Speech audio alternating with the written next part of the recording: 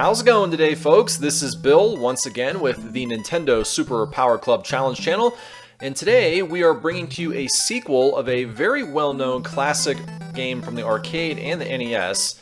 This is Gauntlet 2, and this is card number 54 in the collection. So pretty much everyone who owned an NES back in the day has either owned or played the original Gauntlet, but not too many of them are even aware of the sequel, let alone have played it. And that could be for a number of reasons. Who knows? It plays out very similar to the original, almost identical in fact. The only major difference that comes to my mind is that there is no finite ending. The game will go on forever and ever, as long as you can withstand the hordes of monsters.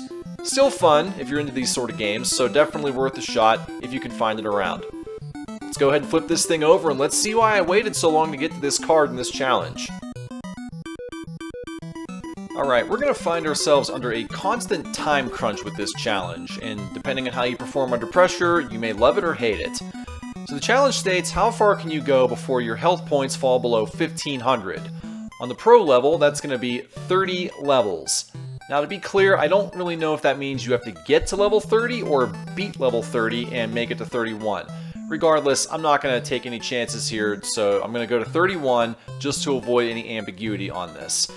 So what does this mean? If you've never played Gauntlet 2 or Gauntlet 1 for that matter, the way that your health total works is it is a constant ticking timer. And in this game, you're going to start with 2,000 hit points. And every real-life second spent in the game counts as 1 hit point coming off of your total. So, what do you have to do? You got to pick up health and food and potion power-ups all the time. And usually they add 100 seconds onto your total, which sounds great. The problem is there are a number of enemies in this game that will sap that health constantly. We're going to talk about all the different items and strategies used to get through this game. By the way, there is virtually no music in this game, so you're going to be hearing just my voice in the background here, unless I choose to add something in after the fact. Anyway, sit back and relax and watch Gauntlet 2 on the NES. Here we go. Okay, we have a lot to talk about here in the early going, so when you pick your first character to start out with, you have 4 choices obviously, the Warrior, Valkyrie, Wizard, and Elf. When you pick your characters, I strongly suggest picking a character that can do maximum damage here, because you want to get rid of those layers, those monster layers, and those enemies as fast as possible. Yes, speed is important, the Elf is great to evade people, but he doesn't do a lot of damage, so that's why I've chosen to go with the Warrior here. As far as what I'm doing, the name of Gauntlet is to get to the exit as quick as you can to go to the next level. But you notice there it says exit to 6. That is an instant warp to level 6, and it's the only exit in the entire game that will give you a warp or an exit to a higher level other than the one directly above it. So definitely take advantage of that. Remember, you have to get to level 30 as quick as you can, so why not bypass 5 levels for free? That's my thing. Now, as far as Gauntlet 2 goes, it is much more random and less linear than the original Gauntlet. And what I mean by that is, Gauntlet 1 had 100 levels from start to finish. If you got through it, you got the final orb, you exited, you win the game. Gauntlet 2, for better or worse, does not have an ending. It has, believe it or not, an infinite number of levels. Speaking of exits, check this one out. This is one of my most favorite levels here. Yeah, you gotta find the correct exit. Only one of them is correct, the rest are all fakes. You could be spending, wow, we got really lucky there. Sometimes you could be spending a couple minutes on that level, you could be spending a couple seconds if you jump on the right exit immediately, so that was very, very nice. So getting back to the randomness of the levels in this game, the way it works is it runs in pools of 10, and what I mean by that is, once again, the first 5 levels are set in stone. They're always the same every single time. Occasionally they might be flipped upside down, but they're always the same layout. Once you get above that, then the levels start to go in a pool, and what I mean by that is, let's say from levels 10 through 20, you will be playing a level that's set within that particular pool. When you get to 21 through 30, you'll be playing a level that's set aside for that particular section of the game, and so on up to level 100, and then it gets more complicated from there in terms of difficulty. So with that in mind, knowing that the game truly is random for the most part, there is unfortunately no way that I can really show an entire strategy for all 30 levels here in sequential order, because obviously every game is going to be different for every single person. So one of the best things you can do is go online and look at an actual layout of all of the maps that have been written out ahead of time. I would do it, but it would take way too long, and it's honestly not worth the effort for me to draw out 30 separate levels. I will tell you there are some great ones online. There's a couple really good ones on the GameFAQs website, so I highly recommend that you check out those ones for very in-depth strategy and layout on walls, positioning, potential enemies, and item pickups. Definitely worth that if you really want to go all the way to see exactly what you're going to get yourself into here. So now, with all of those things out of the way and understanding the randomness of the game, I think the best way to approach this is just simply to talk about some of the different enemy types, the weapons, the items, things of that nature, the food, how that works in this game. That's going to be much more beneficial to understanding how to get through the levels as opposed to what you're going to see in specific spots of the levels. So that's what we're going to do from this point forward. We're going to bring up some of the enemies here, put them on screen, as well as the different potion item types, and talk about how they work, which will make your life a lot easier trekking through to level 30. So it's usually best to start at the beginning in case you've never played Gauntlet, Gauntlet 2, any of these games. The way it works is, obviously, you have to destroy all the monsters on screen. But more importantly than that, as you've noticed throughout several levels throughout this game here, there are monster lairs, and they're signified by the boxes on screen, whether by the orange boxes or by the skulls, the skull and crossbones, or some other thing that you might see. Those are lairs which contain an infinite number of monsters, and when you destroy them, they will lack to come out of those places anymore. So it's much more important to focus on the monster lairs than it is the monsters themselves. So that's the biggest piece of advice I could give out of the chute, is to take out the lairs, focus on them first, assuming that there are only a couple other monsters on screen. Obviously, if you have an entire horde, you're going to have to focus on more than one thing at the same time. The next thing we should discuss probably are the different enemy types. Now, for the most part, a lot of these enemies are very generic and then will only take off a couple hit points if you manage to hit them, for instance. So the ghosts, the goblins, the orcs, the generic monsters that you tend to see a lot of the big hordes, those are the ones, whatever. Now, the other ones you're going to see, there are various monsters that throw projectiles, like the demon, dragon, red things that you see here we killed recently. Those ones will shoot fireballs out, and if they manage to hit you, your hero will make an audible grunt or moan or scream or whatever, and they will do significantly more damage than your typical monsters. So those are ones that you need to take advantage of as well. The other one that you're going to see on screen, particularly here, are the Death or Grim Reapers. Those ones are extremely annoying because they will constantly chase you like all the others, but worse than that, every time they touch you, it is an automatic 50 points deducted. And they can hit you up to 4 times before they will eventually disappear and go away. They act as roadblocks. They cannot be killed by regular shots. You have to use a potion to get them, and even then, the potion doesn't always kill them. So, Grim Reapers are definitely annoying. If you see them, try to run away. If you have an option or a choice, use a potion to see if you can get rid of one, kind of like I just did right there. So, be aware of those. You're also going to see various enemies that are similar to Grim Reapers that will suck out 50 HP and then they'll disappear immediately. So they're only 25% as annoying as a regular Grim Reaper. But nonetheless, you will see them from time to time. So be very aware of the special enemies that we just listed right here. Now, beyond that, there are a couple more other special enemy types to be aware of. There are some grenade lobbers, essentially, that will toss projectiles over walls that can hit you. Those are kind of annoying if you don't know where they're coming from. And then you have some flashing, blinking enemies that will tend to do more damage than usual, although they're nothing more than regular enemy types. So I tend not to worry about those as much as I would, say, the Grim Reapers or the jelly plasma suckers, whatever you want to call them. But just be aware of them. They are out there. You want to get rid of their hives or their lairs immediately once you see them. So now that those are out of the way, we can move on to the item types, the power-ups, the potions, the food, and things like that. So let's first of all talk about the food. So as you can see here, the food amounts to the jugs with the X's on them because there are different types of jugs. So the foods with the X's, and then there are also actual buffets and plates of food you can pick up.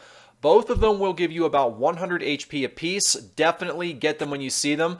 Absolutely do not shoot the food, because if you do that, it goes away and then the announcer will chastise you for being an absolute moron.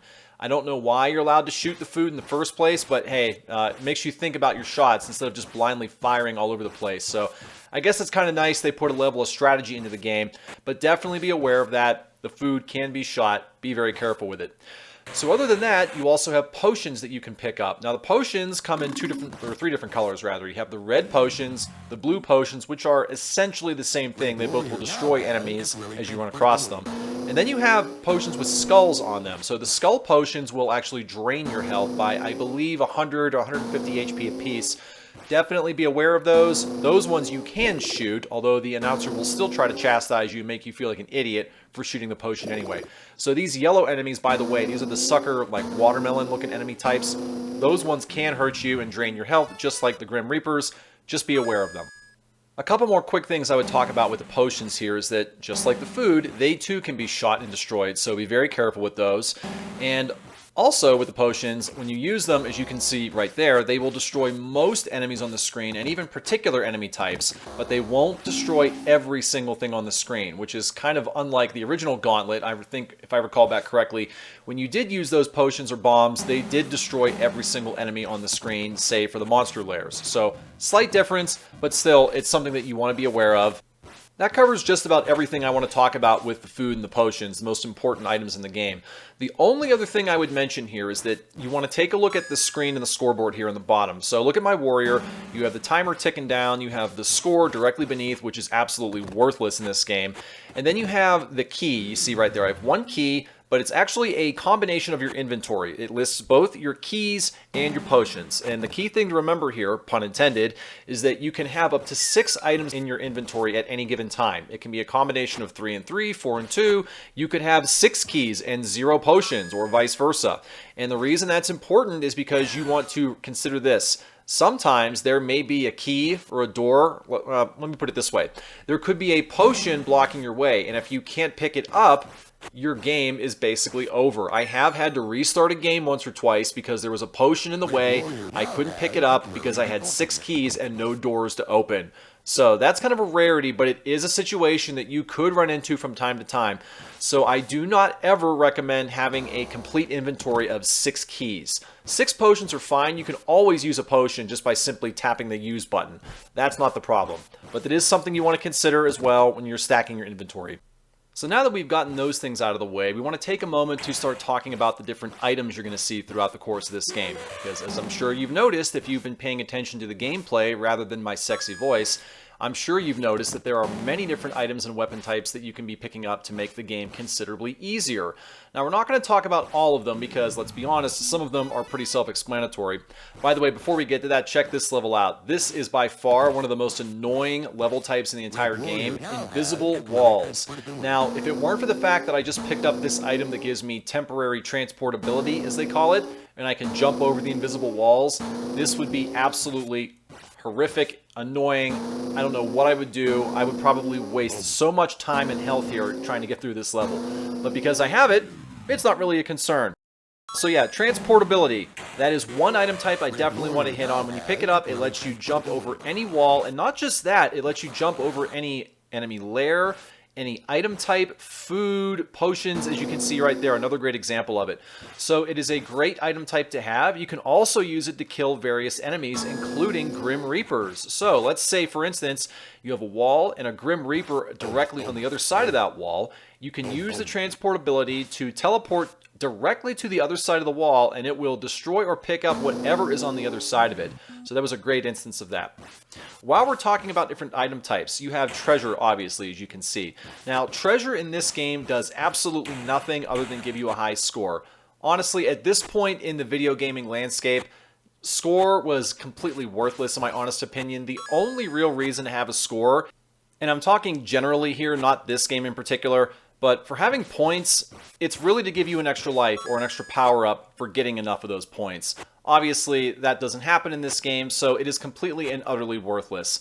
What can I say about scores? Old habits die hard, and when people were creating video games back in these days, you know, people had to have some way of proving that they were better than all the other players, and that was the measuring stick, I guess, right? It serves absolutely no purpose here because the scores don't carry over. They don't save to any kind of internal leaderboards. But I digress. Let me get off of my score soapbox here. So let's get back to talking about some of these different item pickup types. So you got one right here. This gives you temporary invisibility, or limited visibility as the game calls it. And this is a nice one to have. It's kind of like the temporary repulsiveness, as they call it. It's essentially the same thing. The monsters don't know that you're there. They can't hurt you. They can't see you. The only downside, of course, is that it is temporary, meaning eventually it will wear off, so you need to work quickly to either get to the exit or get all of the item pickups, whether they're food or potions or keys or whatever.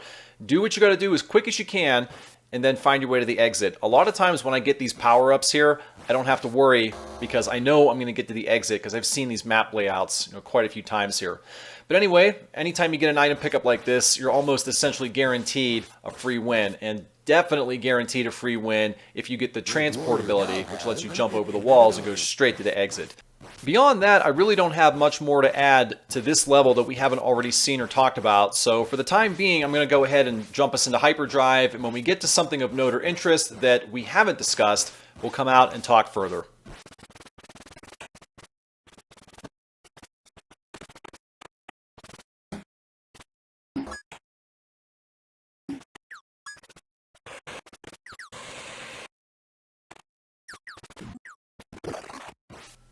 Okay, here's something new and different we haven't seen before. So notice as I start to go through this passage, look on the left-hand side, there's going to be a security barrier checkpoint of sorts. And it's a problem because as you go through it, it's going to drain your health just like it would if you were touching a Grim Reaper or one of these other blob enemies here. So right here, once you choose to go through it, as I said, your health will be drained.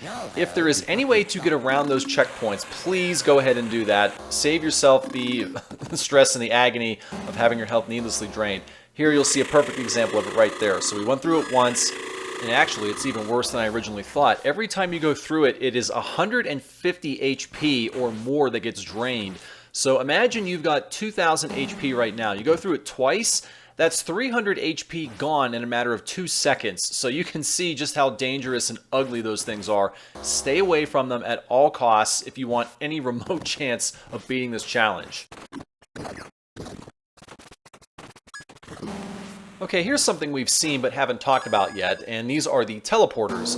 Teleporters are unique and interesting because every time you step on them, obviously, it will transport you to a different part of the map. Usually it's going to be to a teleporter on the other side of the wall or just a couple walls away, and it's important to realize how they work because there will be several occasions where you'll have to hit a certain direction on the D-pad in order to access a certain part of the map or access a certain teleporter. And you'll see exactly what I mean once we get into the pool of levels ranging from 20 to 30. There are a couple levels in there that you cannot beat until you access the teleporters and hit the correct buttons here. So that's going to be coming much later in the playthrough, but it is something you want to be aware of, absolutely. That's really all I have to say about for the foreseeable future, so once again, back into hyperdrive, and we'll see you when we get up to something else that's important.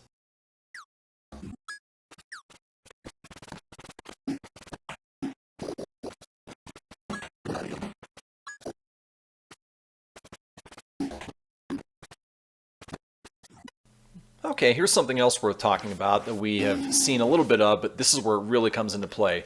So this is a level you're going to encounter in the levels 10 to 20 block, and as you can see, basically in the corners you're going to have one particular section of it is going to have blocks that look like this, and it's going to look like a dead end, right? But the catch is that a lot of these blocks can be busted away just by shooting at them, and that is the key because you cannot advance and complete this level without busting through the blocks necessary to get to the warp that will lead you to the exit. So it's a lot of trial by error. You just have to shoot every single block on screen and exhaust every possibility until you get through to the point that you need to be. So as I said, this can be kind of annoying. Yeah, it looks like a dead end, but trust me, it can be done. And there's a lot of enemy monster layers here, so this can get quite hectic if you don't have any potions or a strong character to deal with all of those layers. Also, keep in mind you got a lot of keys, a lot of potions, a lot of food around. You don't want to accidentally shoot the food. So this can become quite a bit of a nuisance if you don't take it seriously. So just shoot, find the path through to the exit, and that's all you really got to do here. Beyond that, this level isn't too difficult, provided you can find the correct path through to the exit. So I think that's the only difficult level that I can think of within the first 30 that will test your ability to shoot through blocks to find the exit. That's really all I have to say about this point, so we're going to keep on skipping on through until we find the next point of conversation.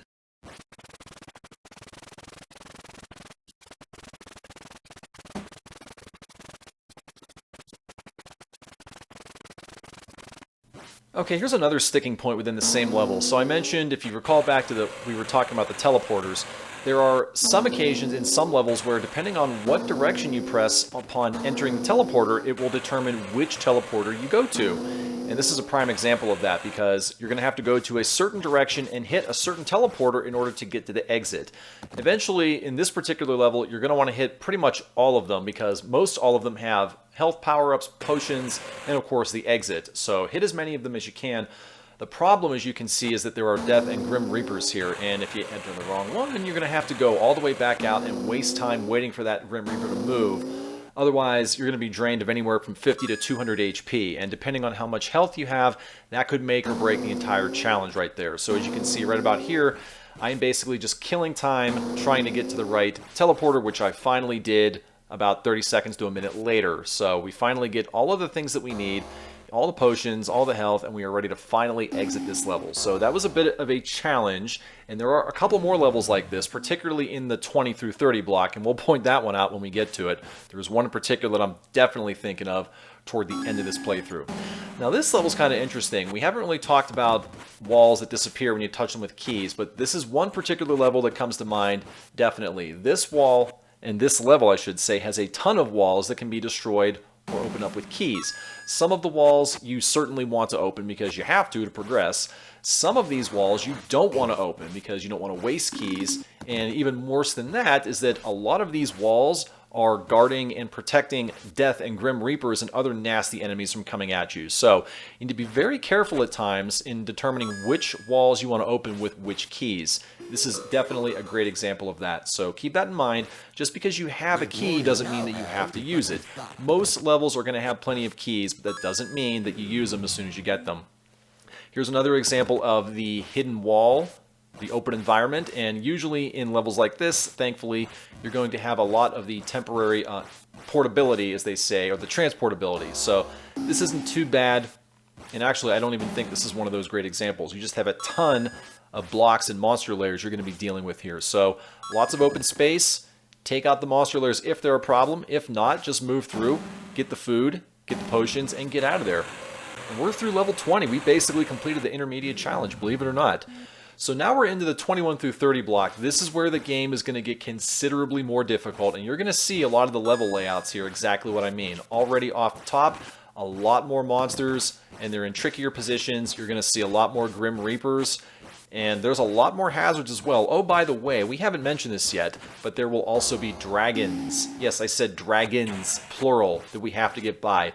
There's definitely going to be at least one, if not two dragons in two separate levels that you're going to have to bypass and beat before you can complete this challenge. And it will test your skill and your ability to think about the best way to destroy an enemy rather than going head-on, because there are certainly other ways to do it. By the way, speaking of alternate ways besides head-on, you probably noticed, but there are reflective shot item pickups here, and as you always know, with reflective shots, you can bounce them off of walls. And that's kind of nice because, as I'm sure you've also probably noticed, you can shoot diagonally through walls or catty corners, and that will come into play particularly when you have monster layers at a catty corner. You can destroy a lot of those monster layers through diagonals. You can also destroy food as well, so you got to be very careful with those reflective shots. They're very, very helpful, but they can also be a nuisance in destroying the very things that you're trying to protect and save from the monsters. Anyway, that's all I've really got to say about with this particular level. There will certainly be more tricky ones that come up here. Let's go ahead and jump ahead to the next tricky section.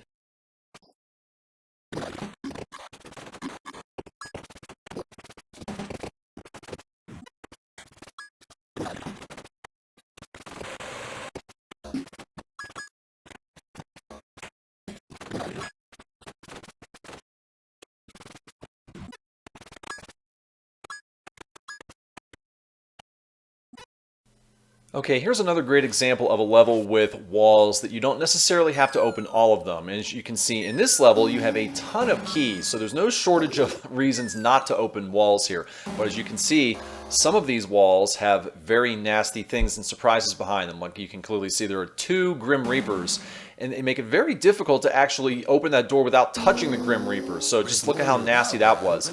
But in some instances, you have no choice but to open a door because there are switches you have to get, teleporters. So just some things to keep in mind. Not every wall has to be opened, not every door has to be opened, and not every key has to be picked up either. So just think about that and consider it. There are several levels throughout the entirety of the game that are designed this way to really make you second guess yourself and consider strategy. So with that being said, we're going to skip forward to yet another example of how this comes into play.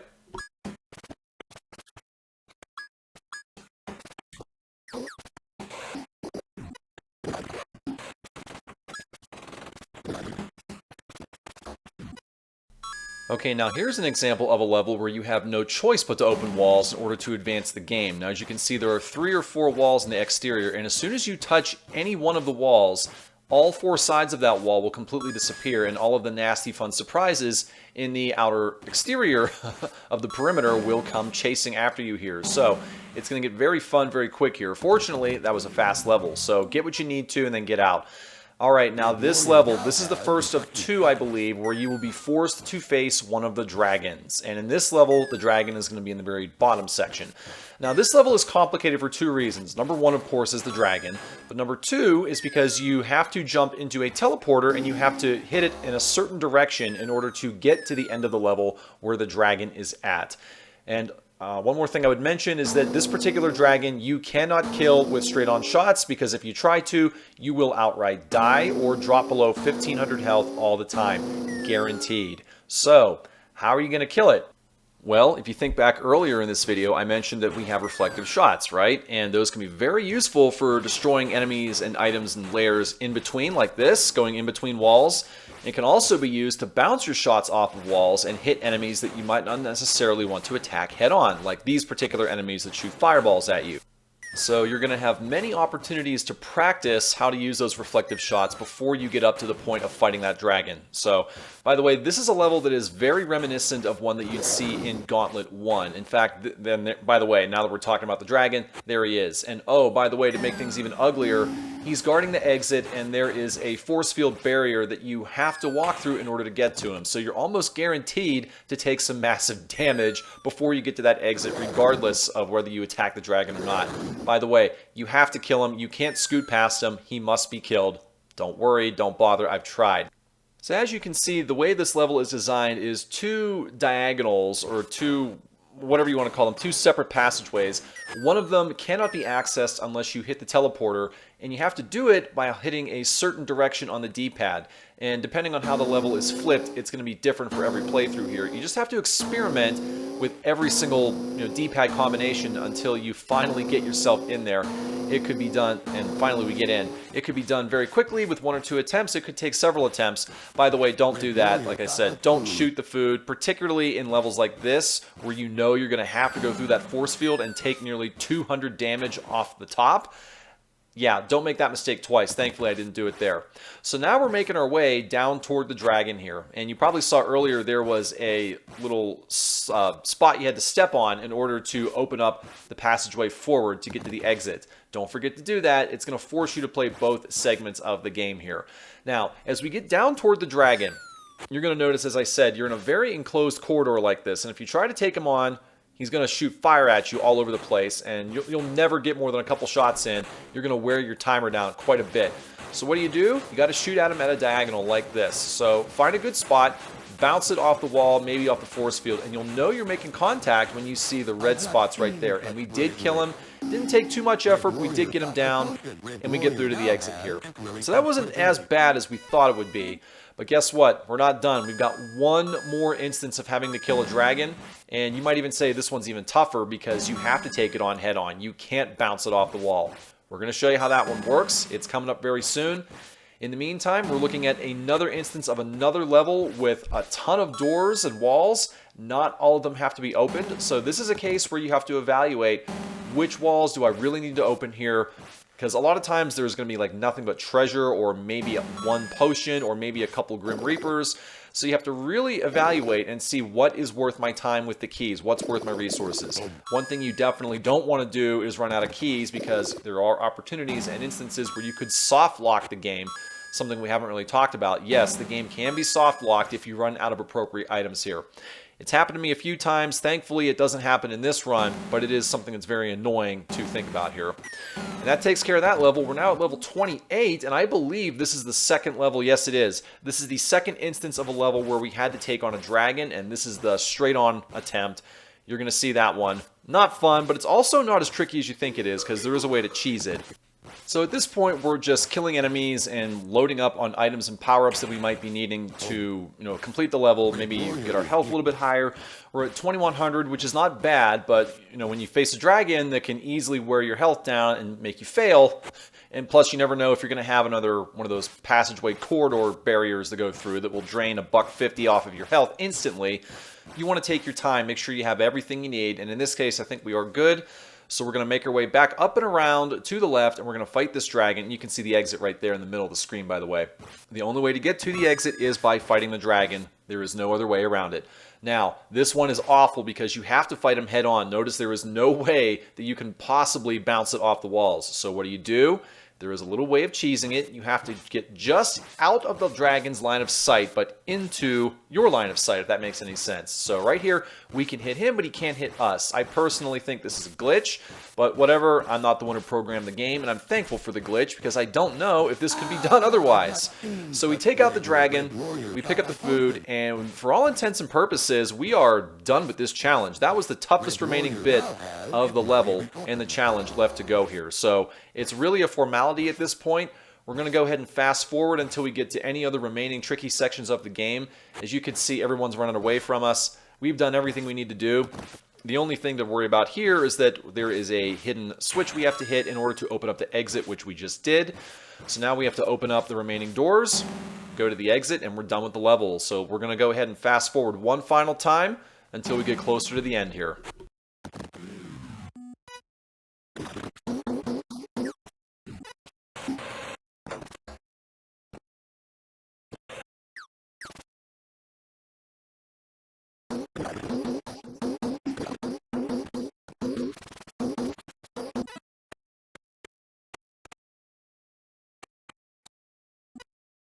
Okay, here we are at level 30, so for all intents and purposes, the challenge is done, right? Well, the reason I'm bringing this up here, and I'm not just ending the video right now, is because I don't know how much you paid attention after I completed level 29, but it didn't just take us right to level 30 immediately. We jumped into a secret bonus room, and then after that, we immediately went into a treasure room. So it wasn't quite as simple as that. So with the treasure room, we all know that's not a big deal. Just go straight to the exit. There's no risk of death or taking injuries there. With the secret bonus room, that is a 90-second counter, and you're also going to have enemies in there, including Grim Reapers. Now, the Grim Reapers and the other types of hazards aren't that big of a deal because you can just simply wait for the timer to run out or find the exit. You don't have to put yourself at risk of danger or death if you have enough health to sustain it. And here, certainly we did. Right now, we've got, 2,700 health, and even at level 29, we had anywhere between 21 to 2,400. We were in no danger of failing the challenge, so for all intents and purposes, we're done. The only reason I'm not ending this challenge right now, once again, is because I want to remove any ambiguity with this challenge. I'm going to beat level 30 instead of just getting to it. That way, people can't come back 1 year, 2 year, 5 years later down the road and say, hey, I didn't actually fully complete this challenge. So you know what? Take this, stick it, challenge is done, level 31. Pro challenge is now in the books. A little bit longer than I thought it would be, but it's not as tough as I thought it would be either. All you got to do is get past the dragons, and the challenge can be done by you or anyone else. So, thanks guys for watching this. Much appreciated. Take care. We will see you in the next challenge.